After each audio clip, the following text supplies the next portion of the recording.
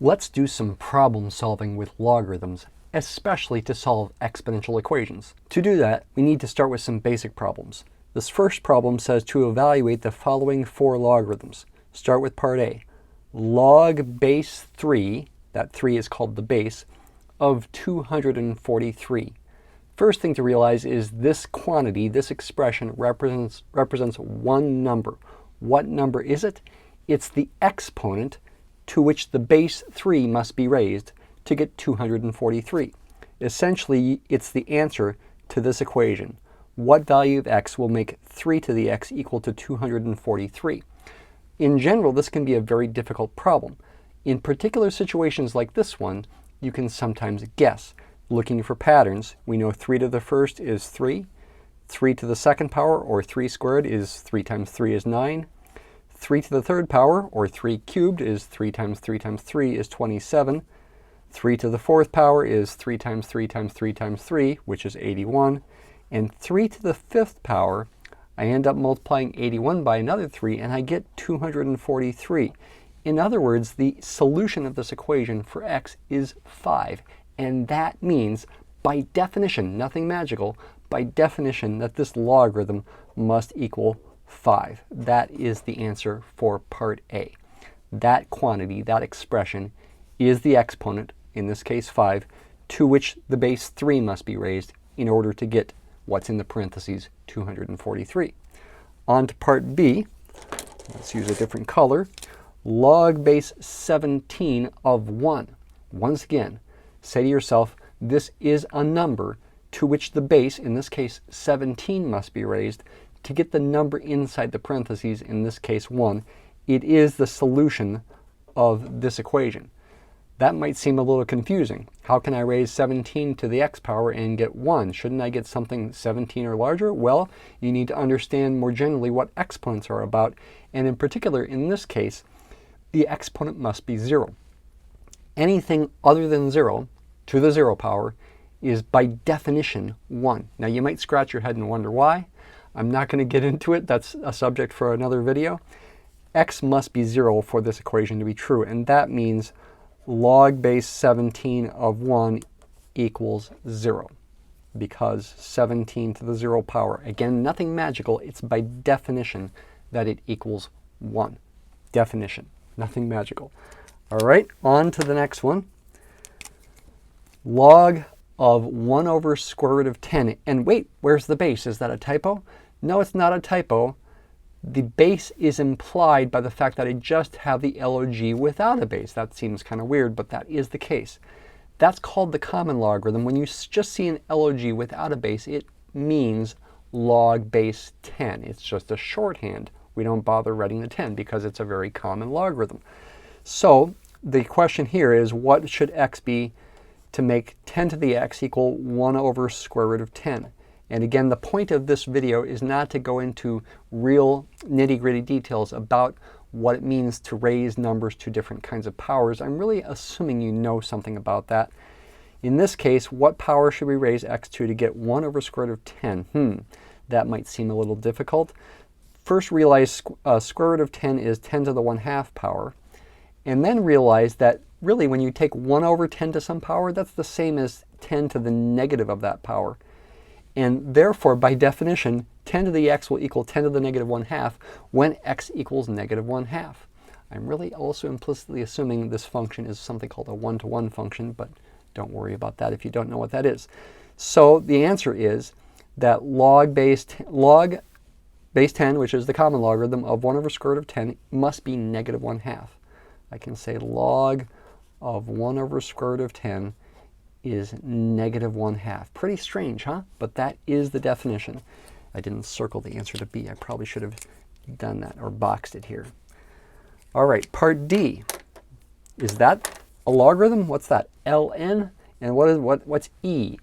E is a special number in math. It's similar to pi in being a special irrational number. It comes up in lots of applications. It's about 2.71828 blah, blah, blah. It goes on forever without a repeating pattern. Don't worry about that too much, though. Also realize that ln means natural log. I think in French it might be something like log natural or something. it implicitly means log base e. It is, technically speaking, more common than the common logarithm when you get into applications involving calculus.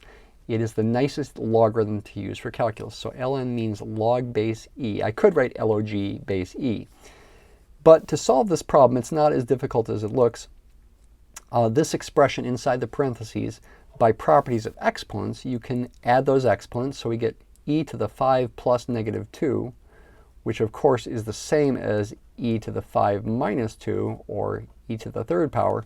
So we are after ln of e to the third power ultimately here. We're after the number such that when you raise e to that power, you get e to the third power. That sounded kind of funny, didn't it? We're after the solution of this equation, e to the x equals e to the third power. Well, it's 3. That's the answer. ln of this thing, e to the fifth times e to the negative 2, is ln of e cubed is 3.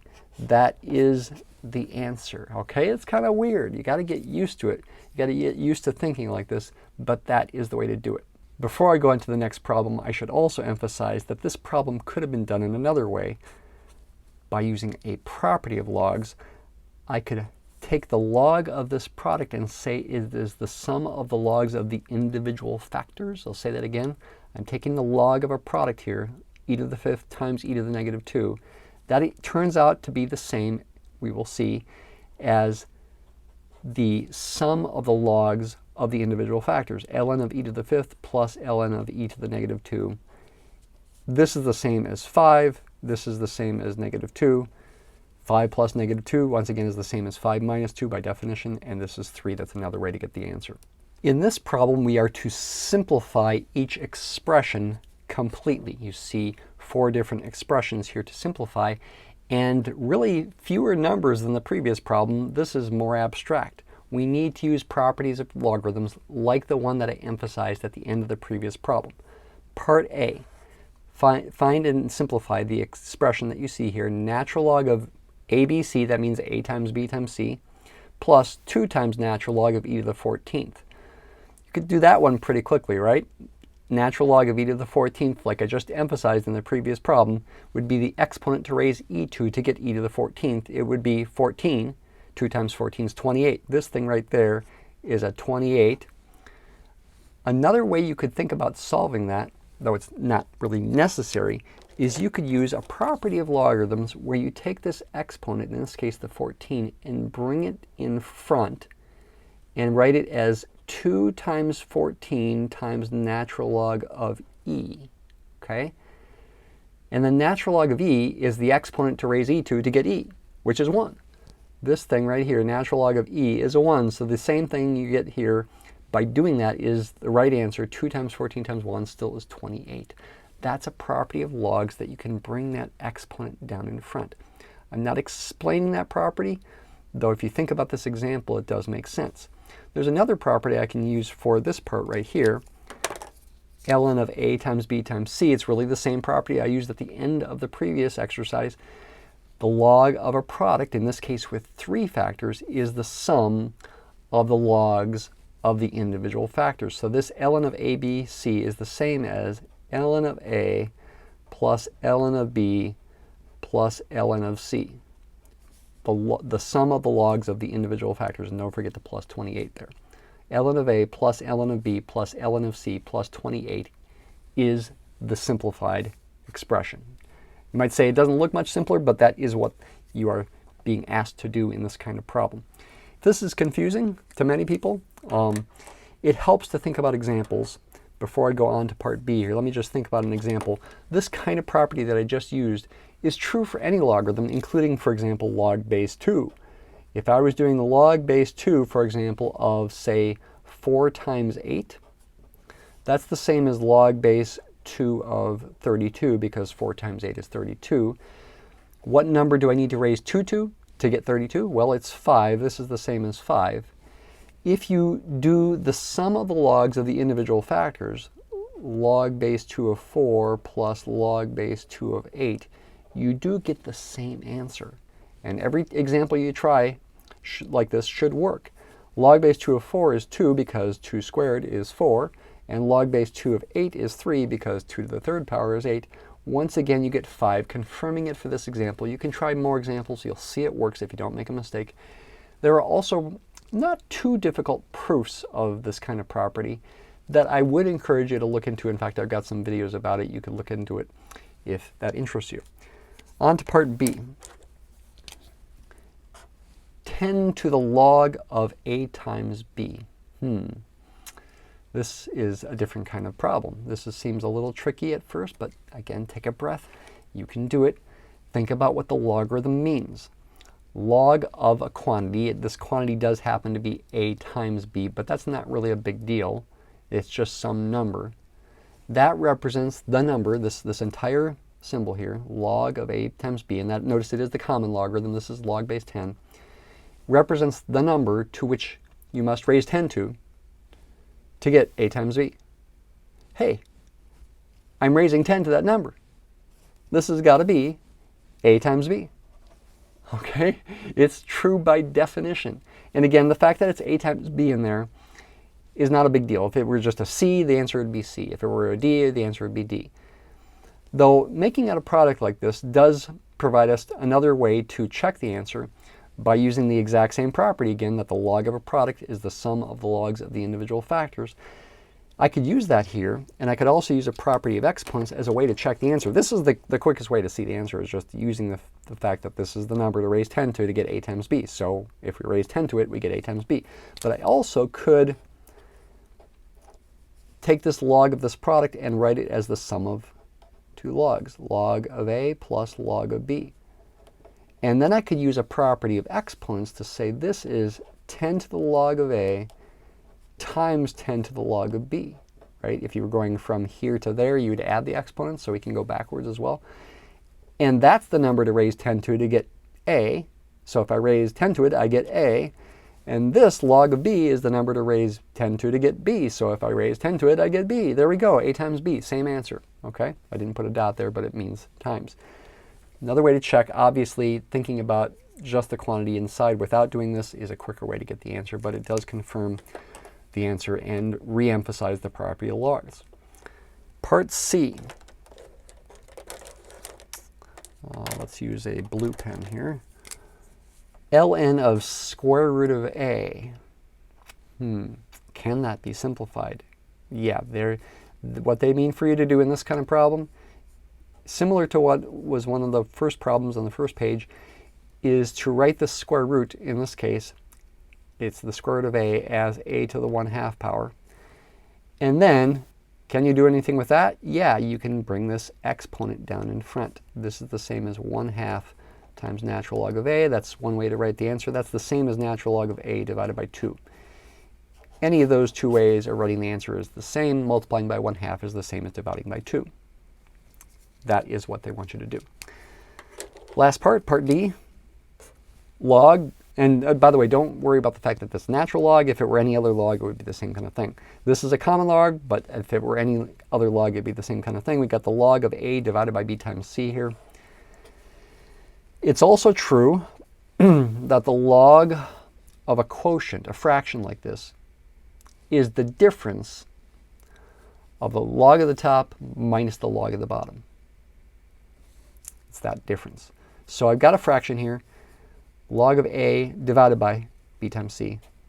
So the log, that's the log of the top minus the log of the bottom. Like that. But I'm not done, because this is still a product here, b times c. So this becomes log of a, careful, minus, use parentheses if you want to make sure you don't make a mistake. Log of a product is the sum of the logs of the factors. That's log of b plus log of c. But I'm subtracting that entire thing, so I need to use the parentheses. Now distribute the minus sign through. Effectively, you're adding -1 times this, so you're distributing a -1 through. So you get log of a minus log of b minus log of c. Okay? That would be the answer there. Another way to think of this one that gets you the same answer is to think of it as log of a times b to the negative 1 times c to the negative 1, because when you divide by a number, it's the same as multiplying by that number to the negative 1 power. And then that's a product of things, and so this would be the sum of the logs. And then you could bring those negative 1s down in front here and here, and you'd get the same thing that we got there in green, okay? So this is all consistent as long as you don't make mistakes. One of the main purposes for logs is to solve exponential equations. So we're going to solve for x in each case here using logs. So the first equation is this: 10 times 1.04 to the x equals 25. Okay, before we solve this, it's important to think about order of operations here. When you see this expression on the left-hand side and you imagine plugging a number in for x, you have to raise 1.04 to the x power first before multiplying by 10, even though the 10 is on the left. Exponentiation gets done before multiplication. That's very, very important. If you do 10 times 1.04 first, you would get 10.4, and then you'd raise that to the x power, and you'd get something different. Okay, you can try it. You've got to do the exponentiation first. That's important. This is an exponential equation. We want to solve for x. We can use logarithms. Now, there are a couple different ways this can be done. You could take the log of both sides of this equation right away and use properties of logs right away.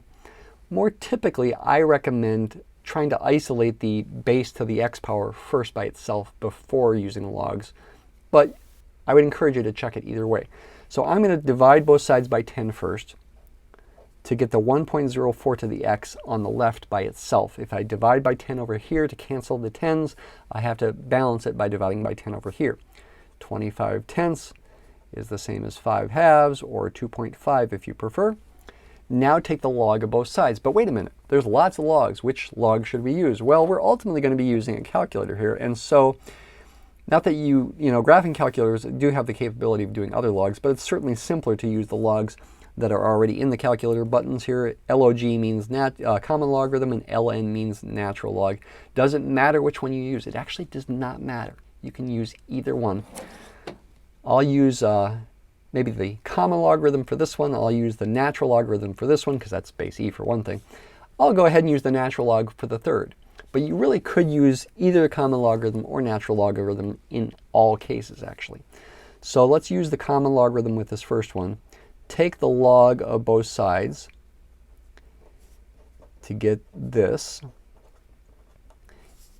When you solve equations, you're sort of implicitly assuming the equation's true. If this is true, then this is true, which implies this is true, which ultimately we're going to solve for x. It actually technically only gives you possible solutions. You really have to check the solution to logically confirm that it works, but we will check it. So we get this equation. Looks worse, doesn't it? Well, just take a breath. Use the property of logs that you can bring the exponent down in front. So this is the same as x times natural log of 1.04. You could put a dot for times. You don't have to. It's understood if you just write this, that this means x times this number, log of 1.04, equals log of 2.5. Supposed to be a decimal there. Solve for x now. It looks like it might be hard, but it's actually easy. This is just a number. It's like a 5 or something. Of course, it's not equal to 5, but just divide both sides by that number. X must be log of 2.5 divided by log of 1.04. Now, technically speaking, that is the exact answer. That symbol represents the exact number that solves this exponential equation, but doesn't feel real useful, does it? I mean, we'd like a number that's more recognizable, so go ahead and use your technology here. They'll realize you are only approximating the answer when you use your technology. We could just go ahead and do log of 2.5 divided by log of 1.04 like this. Looks like it's about 23.36. I'll go ahead and approximate it to 2 places after the decimal. I could approximate it to more places. Is it right? Go ahead and check it in the original equation.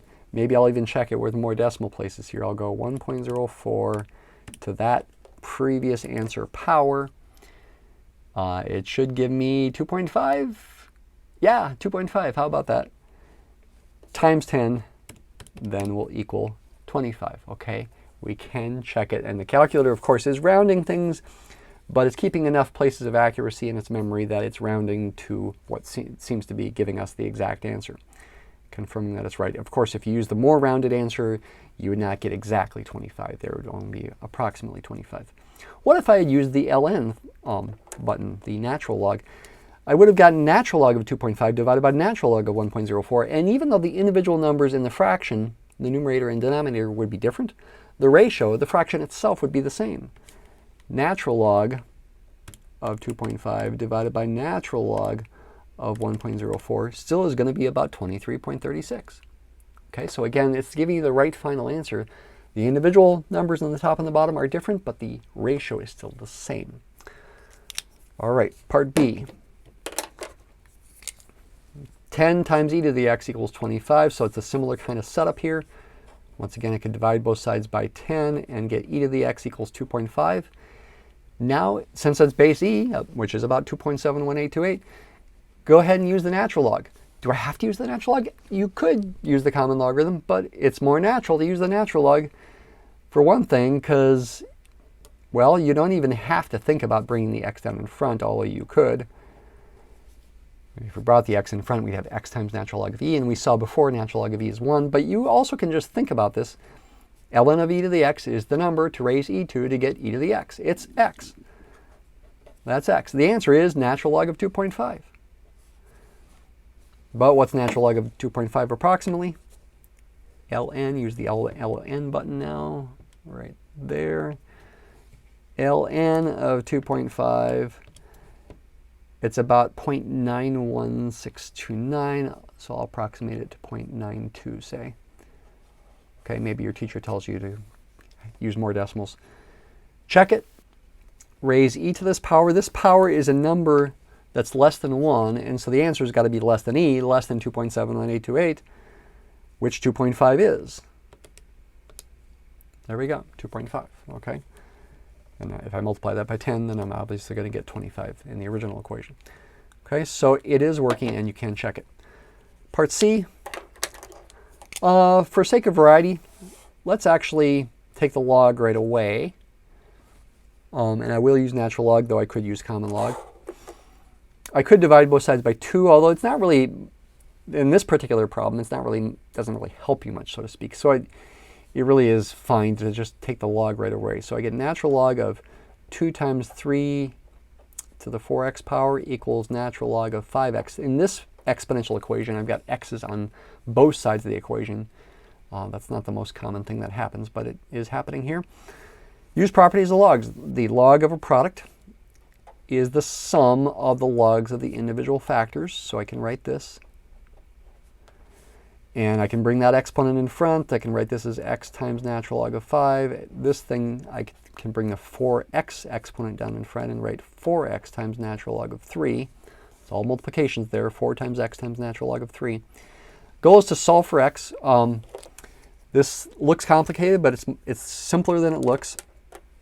It is a linear equation in x. X is really only being raised to a first power. I can solve for x by isolating it. Say on the right, I'll subtract that expression from both sides. I'll say ln of 2 equals x times natural log of 5 minus 4x times natural log of 3, and then factor out an x like this.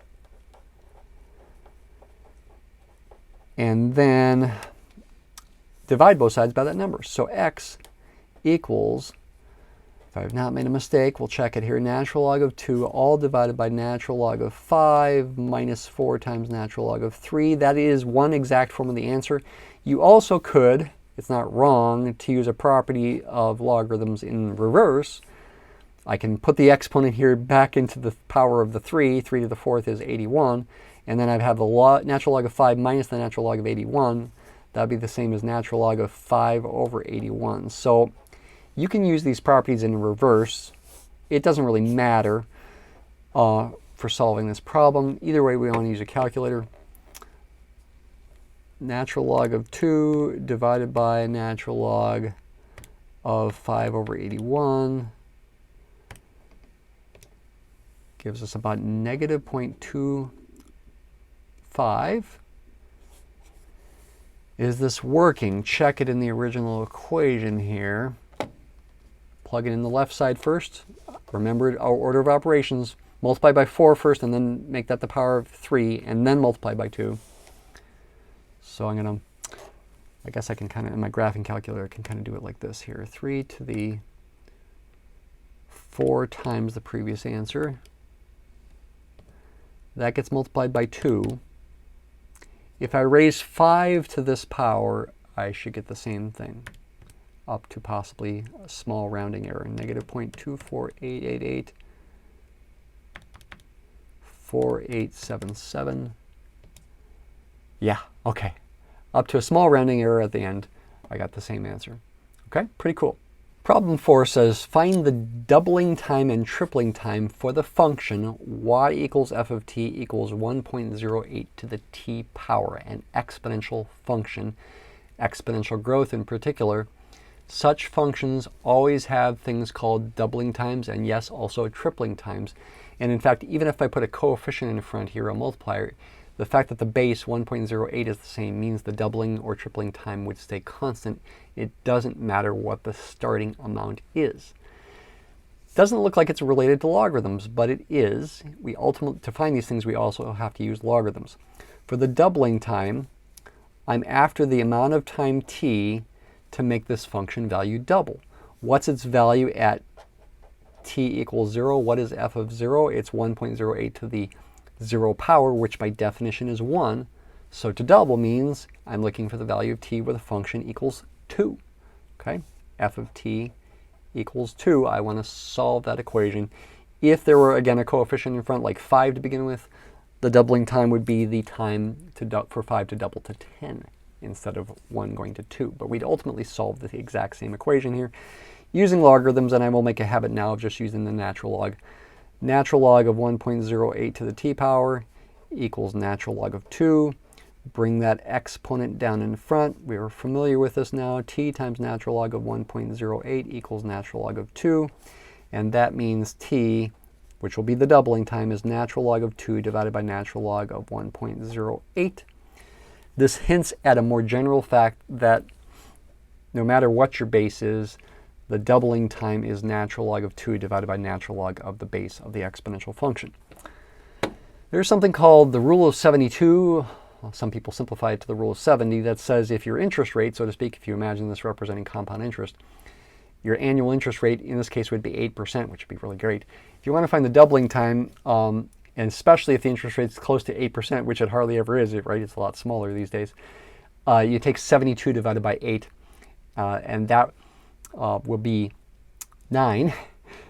And so the doubling time should be close to 9. Is it? Natural log of 2 divided by natural log of 1.08. Yes, it is close to 9. Okay, very close. So this is about 9.1 and 9.01. And if there were units given for time, typically years, you'd say 9.01 years. That rule of 72 thing only works pretty well for interest rates, annual interest rates, say near 8%. Further they get away from 8%, the less well it works.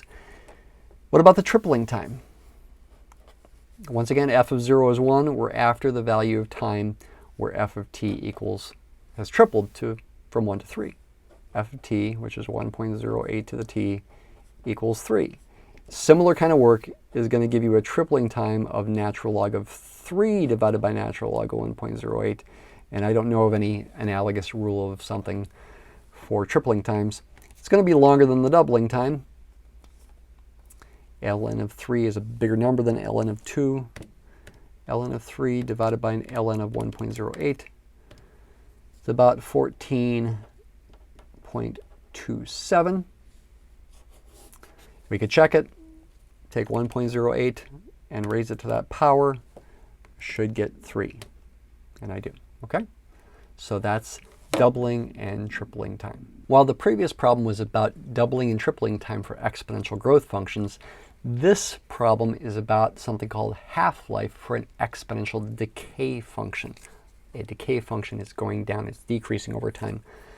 It's an application. A cup of coffee contains 200 milligrams of caffeine. You drink it fairly rapidly. It's assumed to leave the body at a rate of 12% per hour. Is that really true? Not necessarily. In fact, I just made it up. Part A, write a formula for the amount A in milligrams of caffeine in the body T hours after drinking the cup of coffee. So A, capital A, is going to be a function of T. Capital A equals f of T. Okay, maybe you're not used to function notation. F is the name of the function. I could have called it anything I want other than A or T because those are already being used. T is the independent variable. It's time in hours. A is the dependent variable. It's the amount of caffeine in your body in milligrams. Okay. What formula would it be? Well, it's going to be an exponential function.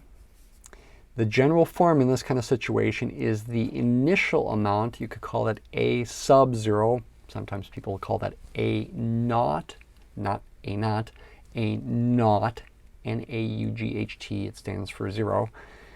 It's the initial value. It would be 200 milligrams in this case, times the base to the T power.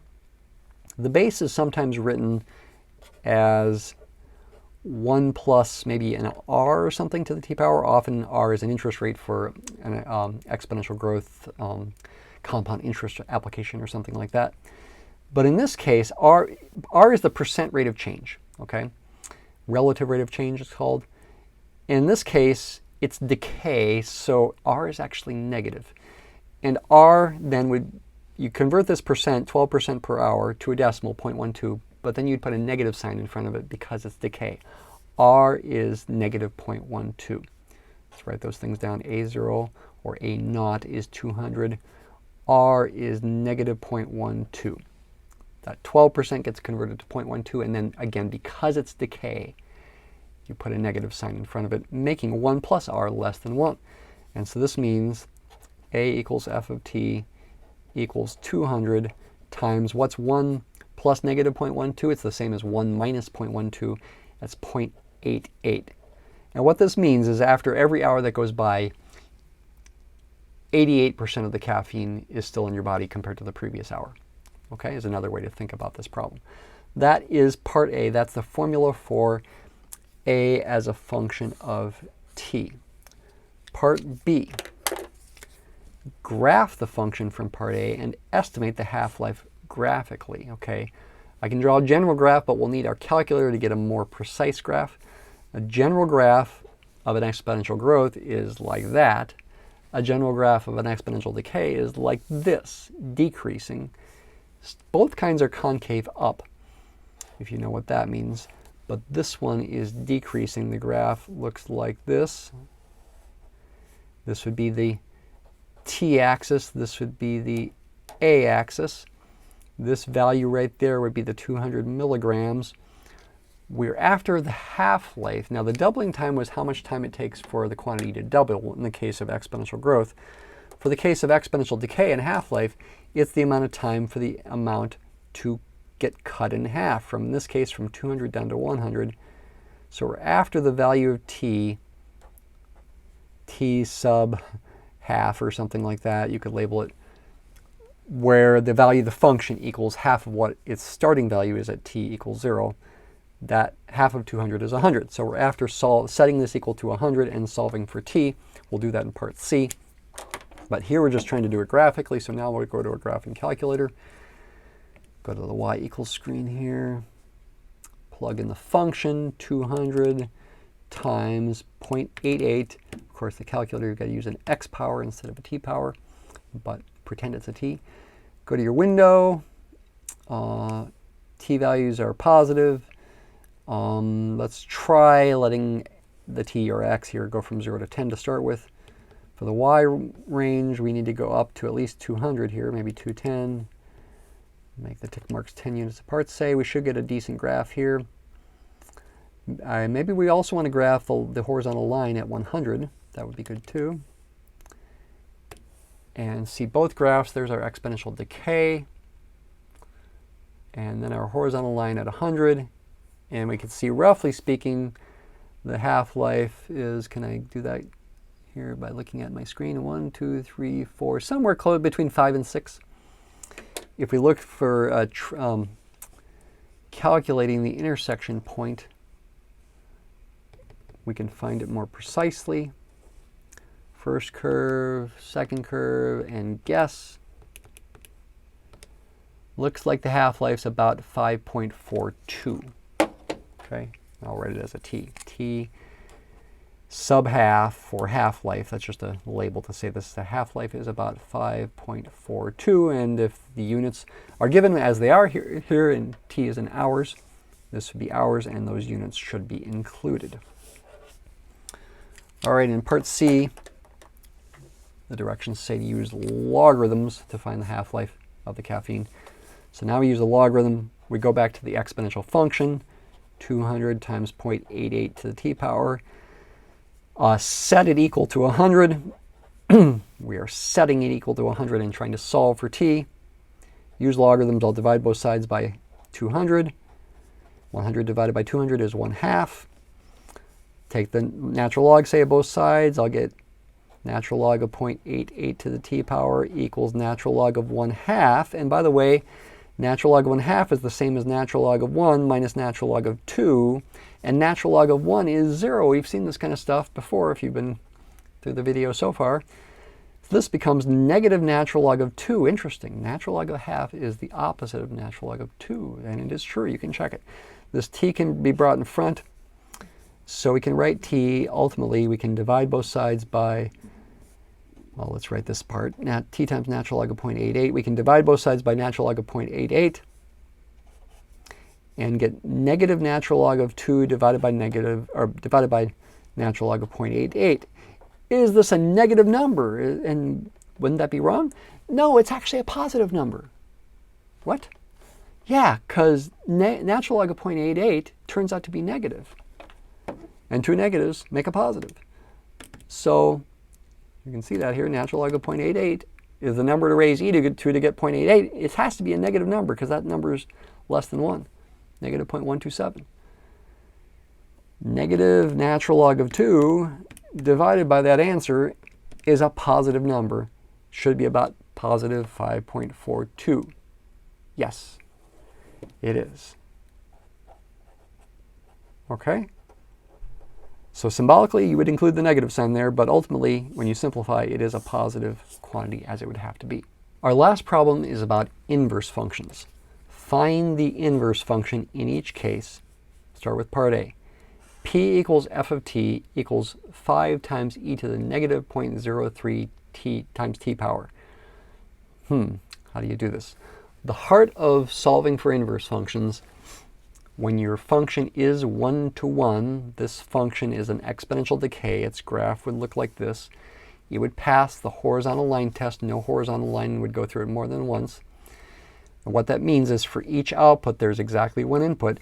Can we solve for that input? For a general output p, can I solve for the input t such that f of t equals p? You can. We can solve this for t even when we don't know what p is. We can solve a more general kind of problem. When you solve for inverse functions, essentially it's like you're solving infinitely many equations at once. It's pretty cool, very powerful. Solve this for t. You might also have a teacher say, swap the variables, especially if they involve x and y instead of t and p. And that's okay.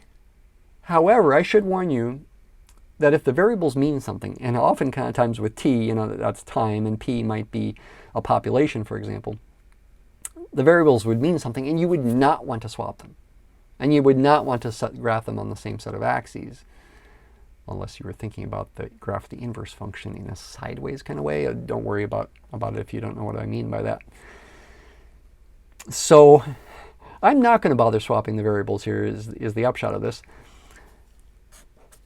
Solve for t, divide both sides by 5. First, I can take this equation and say this means I'll put the e on the left side now. E to the negative 0.03 t equals p over 5. Take the natural log of both sides. Natural log of e to the negative 0.03 t equals natural log of p over 5, which I could write as natural log of p minus natural log of 5, though I don't have to. Could. This simplifies. The natural log and the e to a power are like inverse functions. This simplifies to negative 0.03t. We've already talked about this. You don't have to think of it in terms of inverse functions. You could say this entire expression represents the quantity that e must be raised to get e to the negative 0.03t. Well, I've got to raise e to the negative 0.03t power to get e to the negative 0.03t. It's true by definition. So this equals that. Now just divide both sides by negative 0.03. T equals, I'm going to go ahead and use inverse function notation, f inverse of p equals natural log of p over 5 divided by negative 0.03. Can this be simplified? Well, dividing by negative 0.03 is the same as multiplying by negative 100 over 3. So here is another way to write the answer. You could write that as a decimal. It's technically negative 33.3 repeating if you want. Once again, you could also use a property of logarithms to rewrite this like this if you like. You can distribute the negative 100 over 3 through the parentheses. It doesn't matter unless your teacher is telling you to have it in some specific way. I'd say any of these answers is fine, okay, for me and my students. And our last part, part B. And again, I'm not going to swap the variables here. It's not wrong to swap the variables because if the variables don't mean anything, they're just placeholders. They're just telling you, take it for an input, in this case p, take its natural log, subtract natural log of 5, and then multiply by negative 100 over 3. The operations are still the same. The variable names don't matter. So if your teacher wants you to swap the variables, then do so. I'm not bothering. Part B, w equals f of z, continuing to use different letters, equals 4 plus natural log of 5z. So this time it's not an exponential function that we are inverting, it's a logarithmic function. Such a function, well, logarithms have the graphs that look like this, and they are still one-to-one, they pass the horizontal line test. We're multiplying by 5, so it involves a horizontal compression toward the vertical axis, and adding 4 to it, that's a vertical translation. It still will be a one-to-one function. It still will have an inverse. We can still solve for z as a function of w here. Start by subtracting 4 from both sides. So that would mean natural log of 5z is w minus 4. Now exponentiate. Instead of taking the logarithm of both sides, exponentiate. Make these quantities the exponent of 2e's. Okay? Once again, if I know these are equal, then these would be equal. Again, we're just solving for possible solutions. To really know it's a true solution, you'd have to check it, although if we don't have numbers here, then, I mean, you'd have to pick particular numbers for p for this example to check it. And ultimately, we'd have to pick particular numbers for w for this example to ultimately check it, but I won't bother. E and natural log of something are inverse functions. This thing simplifies to 5z. Haven't really explained that kind of thing, except I guess maybe back at the beginning. So natural log of 5z is the number to raise e to get 5z. So if I raise e to that number, I get 5z. Okay, again, it's like tautological. It's true by definition. So 5z ultimately equals e to the w minus 4. We're almost done. Divide both sides by 5. Z equals f inverse of w is 1/5 e to the w minus 4 power. Is that the way to leave the answer? It's not the only way. You could use a property of exponents. You could also write this as 1/5 e to the negative 4, or if you prefer, e to the negative 4 over 5 times e to the w. Either way, those ways is okay. I guess to end the video, another way to check inverse functions is to compose them with the original function and see if they compose to what's called the identity function. Let's check it in this case. I'm not going to bother checking in that case. If I compose f and f inverse with this second example here, f of f inverse of w, say, here's the formula for f over here, 4 plus natural log of 5z. So I'm going to get, well, f inverse is this thing, 1/5 e to the w minus 4. Looking at the formula for f, 4 plus natural log of 5 times z. This replaces the z. It goes right here, 1/5 e to the w minus 4. And then we can simplify. The 5's divide out. This becomes 4 plus natural log of e to the w minus 4. And this becomes a w minus 4. Then the 4's cancel. It simplifies to w. The input equals the output. This is sometimes called the identity function of w. And it would work if you did it the other way around as well. Let's go ahead and do it for good measure here. F inverse of f of, I think I'll call it z now, since I called the input of f z before as well. The formula for f of z was 4 plus natural log of 5z. Plug that into the formula for f inverse up here in place of w. So I'll get 1/5 e to the, replace w up there with this entire expression, 4 plus natural log of 5z minus 4. You can see the 4's will cancel. Simplifies to 1/5 e to the natural log of 5z. And yes, this does equal 5z. And then the 5's cancel, simplifying to z. The input equals the output. You could call this the identity function applied to the number z. Okay?